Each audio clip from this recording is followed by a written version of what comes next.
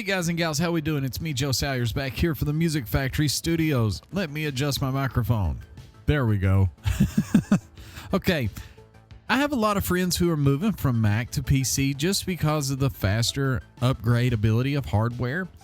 But a lot of these guys and gals are Logic users, and they want something that's Logic-like on the PC. And we all know Logic Pro is an Apple-made product, and it's one of those products that's Apple only. But I've talked to a few of the guys and gals, and they're like, well, you know, I've used Reaper on a Mac, and when I go to PC, I don't really like Reaper. It's not like Logic, and I really don't want to use Avid's Pro Tools. And I'm looking for something that has a lot of virtual instruments. It's real easy to create and real easy to do tracking with. I can mix in it if I want to, and it has a plethora of built-in plugins, and I don't have to buy a bunch of third-party stuff. And I want to be able to tune vocals as well, and I want to be able to do everything I do in Logic, except I want to do it on a Windows laptop or a Windows PC.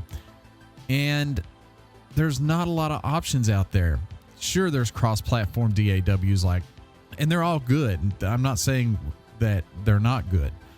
But you have Ableton Live, Reaper, Pro Tools, Cubase, and that's all I can think of at the moment that are cross-platform. Reason as well. Reason is cross-platform. One of the guys I know did move to Reason, and he's like, I've used Reason on a Mac. I can use it on a PC, and it works basically the same. It's one of the few DAWs that just basically has the same workflow. Even if you work on Pro Tools on a Mac and then move to a PC, it's weird. It's different. And the workflow it's not drastically different, but it's pretty different. It's almost like Pro Tools is running in a virtual hypervisor on Windows. It's real weird how it works in its own little contained area and window. And on a Mac, it's nothing like that. I mean, you're free to basically roam all around the OS. But my option for the guys and gals that have asked this question is in front of you now.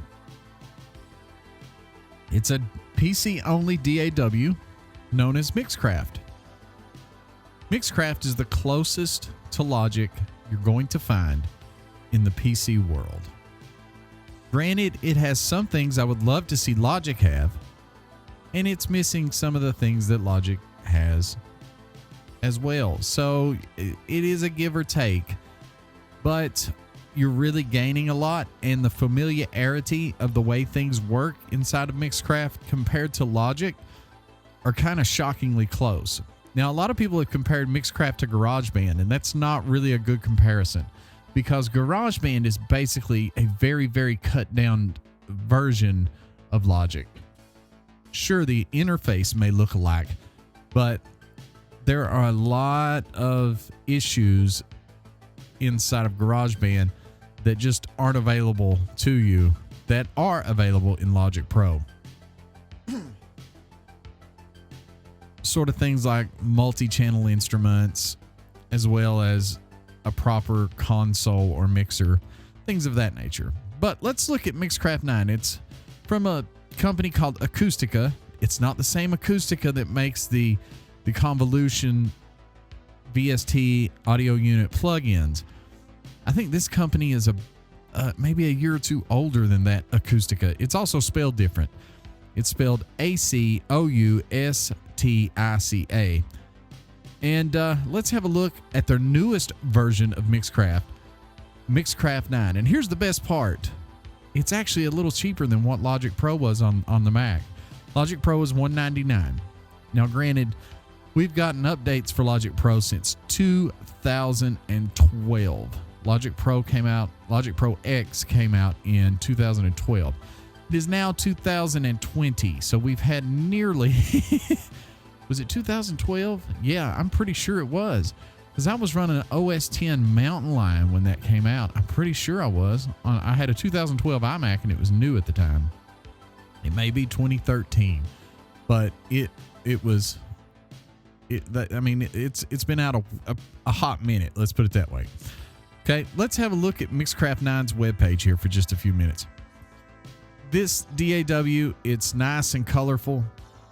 The editing works basically just like editing on Logic Pro.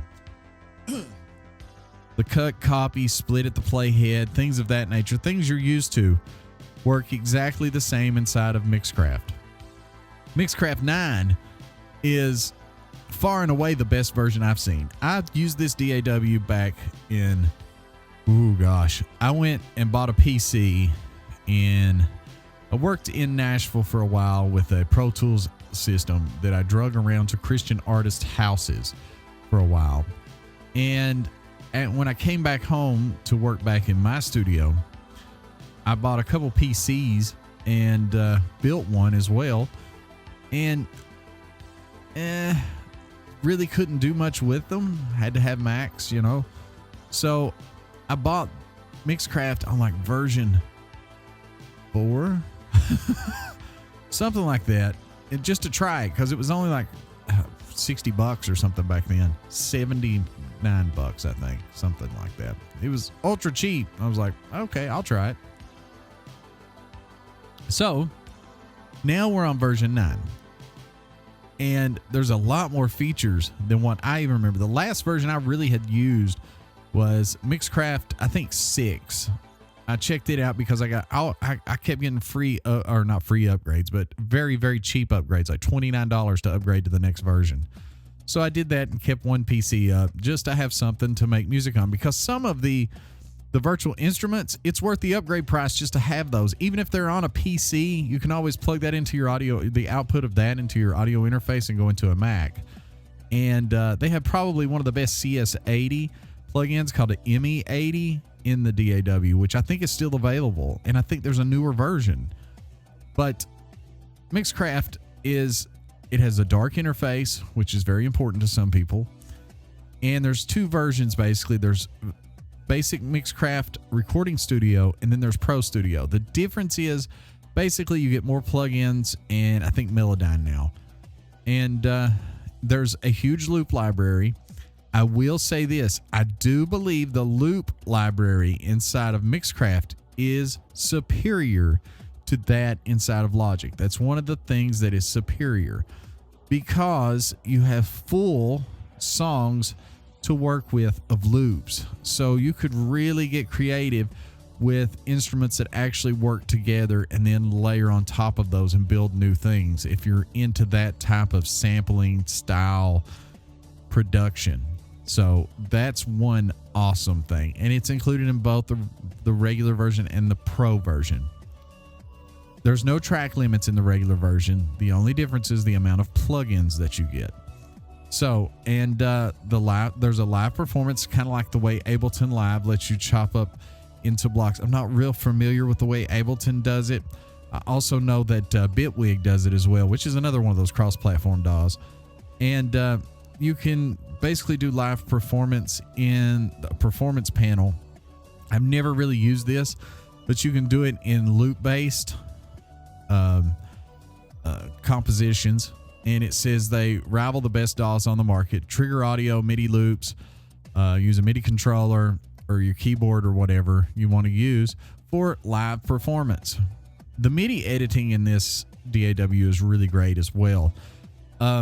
It's not as good as Logic, but I have yet to see anything that the MIDI editing is as good as Logic in. But it's super close. It's better than Reason as far as editing MIDI, in my opinion. And I'm going off of Reason 9. That's the last version of Reason I have used, Reason 9.5. So that's, Reason 10 and 11 or whatever it's up to now may be a lot better. You get a plethora of instruments, integrated Melodyne, as you can see here. I think that's it's only available in the Pro version. You have some really cool routing options now, because side chaining in this DAW was kind of a pain before, but now they made it a whole lot easier. You can do the routing right on the plugin interface, which is pretty nice. You can also do simple video edits, which is something that you normally don't see. I know Reaper can do this type of stuff. There's a boatload of effects you can add to stuff inside of Mixcraft. You can also do things like add titles, and it's not a proper video editor, but if you wanted to do like a basic YouTube, check me out, I'm playing my guitar, or something of that nature, and you want to sync it up to the full DAW track that you've done here, or the whole tracking session, and edit the video along with the mix, you can do that inside of Mixcraft, which is very, very nice. Now, this is what I wanted to get into. They have added to the mixer, which is just blown my mind. This is what's good about Acoustica. They saw what Harrison Mixbus was doing with their 32C, and they said, hey, that looks awesome, and we can do one a little bit better. So Mixcraft always had an EQ on each plugin channel strip, but all it had was a high, medium, and low. And the mids was set at like 2.5K or something. The lows was like 50, and the highs was like 12K. And it wasn't really that great. It's more like a tone shaping kind of thing, and most people just ignored it. Now it's got a full 4-band parametric EQ right there on the channel strip. I know Cubase has had this for a while. It also has a compressor on every channel and a little distortion drive, which is just amazing. But what they did do is they left the 3-band EQ in there as well. So this mixer is monstrous, but this is what DAW should be doing. The one thing that the mixers and DAWs didn't emulate was how the actual consoles worked. When you brought something back in from tape or hard disk or whatever you were recording to back in the day, when you hit the line level, okay, the thing is sometimes you would bring those back into the mic pre, and you would crank that sucker just to get it to hit and distort a little harder, push the transients, get it clipping just a little bit to let those transients kind of come through if they felt weak or something, and things of that nature. And now you can do that in a DAW. This is the future. Just having volume sliders and clip gain like Pro Tools and Logic have is really, really not the way to go. You need to have input gain on the mixer. The mixer should be separated from the transport and arrange section. And what do I mean by that? So when the tracks come in, they should come into the mixer, and you should have a volume control at the top of your channel strip. And this volume control will be like the way clip gain works in the arrange window on Pro Tools. And you can adjust up or down, set it 12, 24 dB, whatever you need, before you hit your, EQ, plugins, compressors, all those types of things. Because how many times have we recorded super hot and then had to take clip gain and turn it way down before we hit our first plugin, because even just putting in a compressor, you were getting like 5 dB of gain reduction, and you didn't even have the threshold turned down at all. I mean, it's happened to every one of us. Okay. So that is the one thing that was missing. And it's a better implementation to have it on the mixer itself. It just is. That's how the workflow is supposed to be. It shouldn't be in the arrange window. Another thing I've always thought is the arrange window, instead of moving left to right, it should move down into the mixer. But that's another whole nother thing. I saw that in Cubase a few years ago with a friend of mine that uses Cubase, and he's like, check this out. And the tracks were running down into the mixer, and it's like, oh, that's how it should have been done in the beginning. There's also a Mixcraft 9 includes Cherry Audio's award-winning Voltage Modular Ignite, a complete Eurorack style virtual modular synthesizer featuring 45 modules and hundreds of presets. Wow. That's another thing. Inside of Mixcraft, you get a bajillion of pre-made instruments, which are just wonderful. I can't say enough good things. They're pretty simplistic stuff, but sometimes that's all you need. Like I need that 80s DX7 electric piano sound, and you can just hit it, and it's in the Acoustica instruments or the Mixcraft instruments, and it's just there. And you can do with it as you please, and it's great. The Pianissimo grand piano is pretty cool. It's starting to become dated. I'd like to see them resample that and do that again. But that's a really great piano. Now here's the prices: $149, for Mixcraft Pro Studio. That's $50 cheaper than Logic Pro X, and $75 for the regular Mixcraft Recording Studio. Now let's see if there is a way to compare them. There used to be a comparison chart. Oh, here it is. Compare. All right. Now basically, as you can see, the mixer's the same. Everything's the same. Okay. Now here's where the things begin to change. The virtual piano, the Glass Viper plugin, Veldeberg plugin, the ME80, both version 1 and 2, and the Memory Moog, which is an awesome memory, or it's called the Memory Moon. I'm sorry. It's an awesome old school polyphonic Moog emulation. You also don't get the modular synthesizer and the Omni sampler with 8 outputs. That's the virtual instruments you don't get in regular Mixcraft, but you do in the Pro Studio version. Everything else is in the regular version. Now, the effects you get are pretty cool if you go with the Pro Studio version. You get things like a cut down version of Isotope's Mastering Essentials, which is really great. You get some other plugins that aren't available in the basic version, such as Melodyne, some mid-side plugins that are really great. The Studio Devil virtual bass amp, which is still one of the better bass amps for tracking. A lot of the Tone Boosters plugins, the new ones especially, are included in the Pro Studio version, but not the regular studio or recording studio version. But you do get really cool plugins anyway. You get Tone Boosters Barricade, the Bus Compressor, the regular compressor, the de-esser, things of that nature. Tone Boosters Parametric EQ, which rivals any regular EQ, whether that be FabFilter or any other multi-band parametric EQ. It's just as good. You get some guitar amp stuff. You get a Pultec. You get some auto tuning. You get a virtual amp simulator. You got a bunch of legacy effects and instruments that are available, and all of these are great, and for the money you can't complain.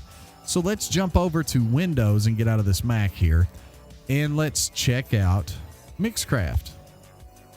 Okay, all right, now let's hope we're recording. Sorry if you hear the fan of my MacBook running in the background. Hopefully you won't. Now let's go ahead and check out Mixcraft, and I'm gonna have to do a quick test here just to make sure I'm not gonna blow my microphone apart here doing this. Okay, I shouldn't, but that's fine. This is what you see when you open Mixcraft well, actually you'll see the demo project when you open Mixcraft for the first time, but I didn't want to open the demo project simply because I can't route audio out of this DAW into my screen recording software, but I can show you around just the same.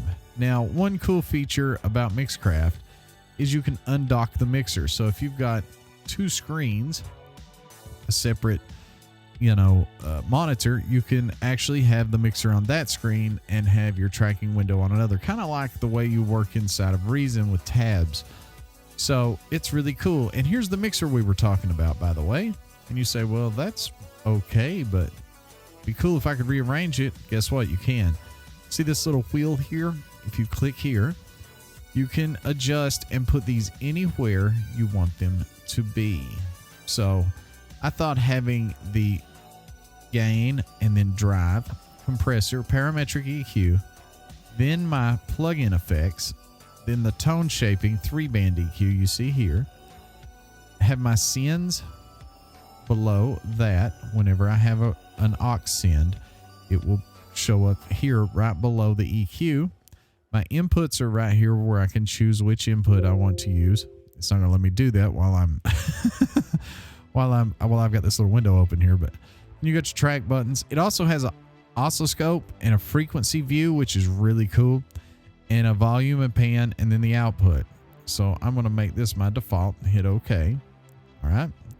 But as you can see, you can choose any of your inputs, whether that's 1 through 18 or whatever, how many ever inputs you have. You have a gain, which is really nice for your input output to the mixer.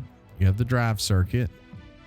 You have the compressor circuit, which sounds pretty good. It's real clean, and that's a good thing. And it's a pretty low ratio. But if you crank it down and push into it, it can thump if you need it to. It does leave some of the transients to go through. So, yeah, sometimes using this will probably use a lot less CPU than if you added a compressor plug-in here. So basically, the only plugins on this machine are the plugins inside of Mixcraft. Basically, you have your Acoustica plugins. There's a new vocoder. This thing looks pretty cool. And the rest are very, very basic plugins from Acoustica. They're meant to be just easily accessible, as you can see, kind of like the Reaper.js plugins. But there are, like we were talking about, third-party plugins here, just like we were talking about the Tone Boosters plugins. There's the multi-effects. I meant to click on the Tone Boosters parametric EQ here. And there's an on and off button. There's a way to set up your side chaining and things of that nature. You can also see the order of your plugins by hitting the FX button and then reordering them if you so feel the need to, or get rid of them. And it's pretty cool. Now, another thing that a lot of Logic users, when they're on the go, especially like to do is when they have a virtual instrument up, sometimes they don't have a MIDI keyboard lying around and they need to type and use musical typing. This works exactly the same way that musical typing worked on Logic. It's basically set up exactly the same way. You can hit show details, and here are the Acoustica instruments that are available to you, but you'll see this Acoustica instruments, and this is all of the instruments that are available. I'm using a mouse to play with, so don't don't be like, "Ah, what terrible playing." Come on now. You know, it has what? 128 different instruments on it. Pretty much basic MIDI stuff, but sometimes that's all you need. Then there's the expanded instruments, which has, I think, another 65. Yeah, 65 instruments. And there's the Acoustica drums, which are pretty nice if you need a quick drum kit. I don't even think you can hear that, so what's the point of playing it? There's the Alien synthesizer, which is basically an old 303. You've got the regular 2-out alpha sampler. You have a Model F and a Model V combo organ. So basically a Farfisa and a Vox organ. You have the Impulse. You have the third-party Journey plugin for free from AAS. So as you can see, you have a Prophet style synthesizer. There's also the newer version, the Messiah 2, and it sounds really, really good. I'll just be honest with you.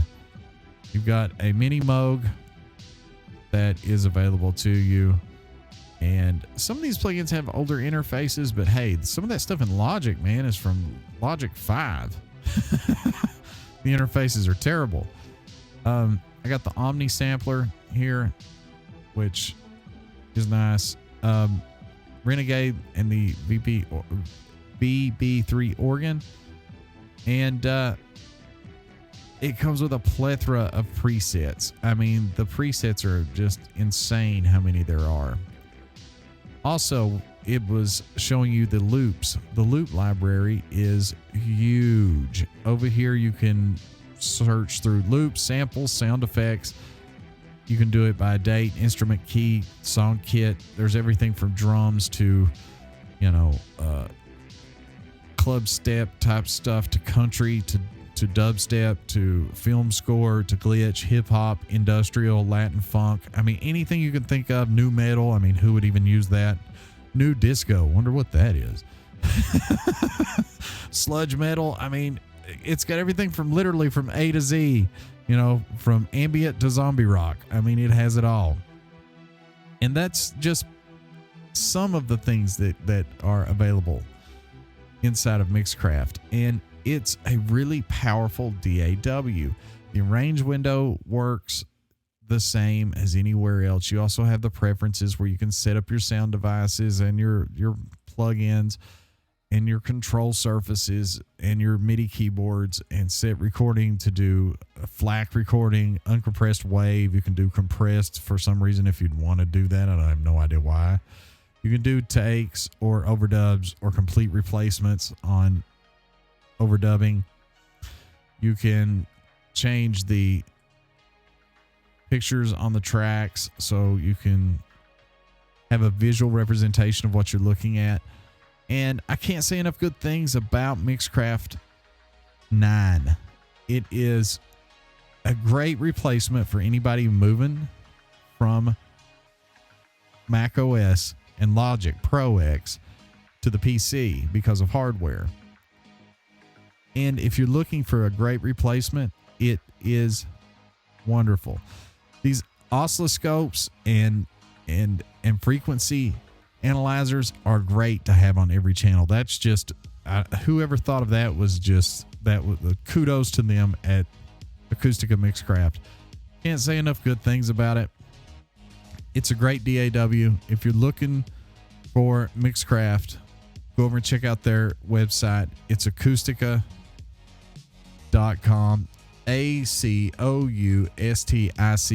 acoustica.com. Mixcraft 9, I think it was $79 for this version, the regular version, and $149 for the Pro Studio version. You can't go wrong. So I hope you enjoyed this, and check them out. There's also a free trial, so you can check it out for 13, 14, 15 days, something like that. And if you like it, awesome.